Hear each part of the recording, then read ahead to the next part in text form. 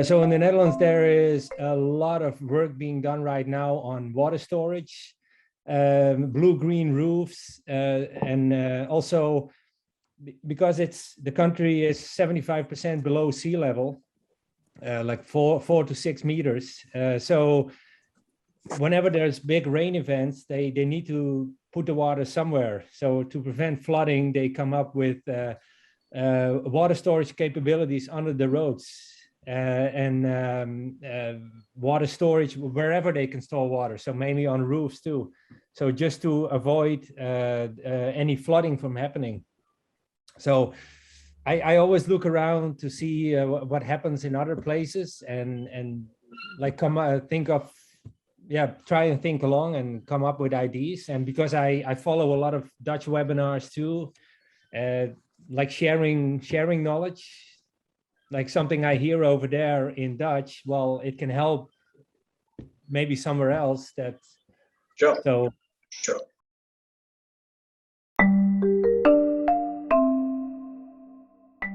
Now, why are builders not able to use STP treated water for construction? There are lots of constraints which they have, and this needs to be understood holistically. Now, when it comes to construction, these two parameters people have to keep in mind: CSMR ratio and LR ratio. Now, in the previous reports, I have told chlorides is an important parameter, chlorides and sulfates. So CSMR ratio, the graph on the left hand side indicates if the value is above 2, if the ratio is above 2, the corrosion is very hard to control. In all the metal pieces, there will be heavy corrosion in the building. Now, I have found it really surprising. Builders put on the one side of construction, they have large softeners, chemical softeners, where they use tons and tons of sodium chloride. In a softener, they put salt to maintain the softener. And on the other side, they have the same water. They feel soft water is good, they use it for construction. And the wastewater from the softener, which is chloride filled softener, goes from the other side, comes to the same side where it is used for construction, and they mess up the entire CSMR ratio. The chloride levels will be 10 times, 20 times higher, and it is actually spoiling the whole equation. So these parameters are very important when they use the water for construction. Now, a few people say that can we not use STP water directly for construction? I have physically gone to see why are people not using STP treated water for even curing. See, builders have, say, 50, 100 people, laborers coming in to work at site, and they stay at site. Most of them have labor colonies, most of them don't have. It is few sheds near the construction site, and when they spray the STP treated water, it leaves a greenish patch on the wall.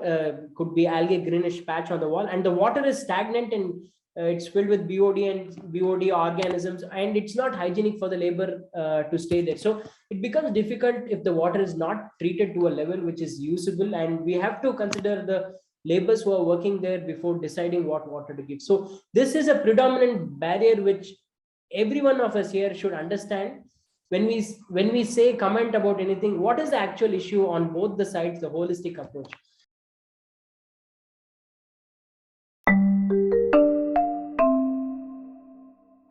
One thing what we are always trying to tell is, right, we need more people to do this on the ground, right? I mean, there should be a lot of people who will be actively involved in building the RWH system, sewage treatment system, so that it spreads like a chain reaction in Bangalore. So one such thing happened with me was I got in touch with Devi. And the way we got in touch is all about social media, because I keep writing so many social media articles, I keep posting the things, and she got one such, and she contacted me, and rest is history now. So one beautiful thing about this particular story, right? Devi stays in an apartment called Victory Harmony in north of Bangalore. It's in Hebbal, and she has been trying her best to persuade the Resident Welfare Association for implementing the RWH in her own apartment for quite a while now. But you know what? In this year, all of a sudden, the all ladies committee, the all women committee took over, and they made wonders, right? In our epics, Manusmruti, there is one statement, Yatra Naryastu Pujyante Ramante Tatra Devataha. And that literally meant it, right? So all women committee, they kind of implemented the whole RWH system. They implemented the groundwater recharging, and they even brought back the dead borewells to life, right? So that is something wonderful. And their monthly consumption of 150 tankers have reduced to mere 20 now.